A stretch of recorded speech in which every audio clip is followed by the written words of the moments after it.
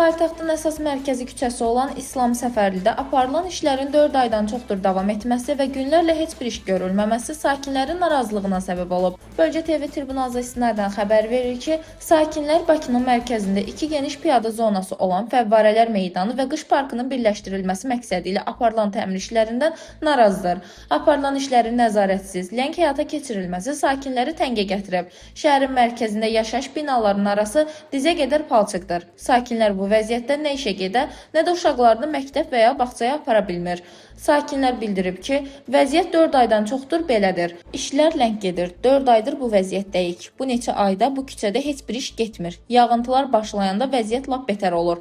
Bu şəraitdə də sakinlərə deyirlər ki, gedin gəlin. Yaxınlıqda olan yaşayış yerləri, obyektlər, məktəb, bağça yolu bu vəziyyətdən əziyyət çəkir.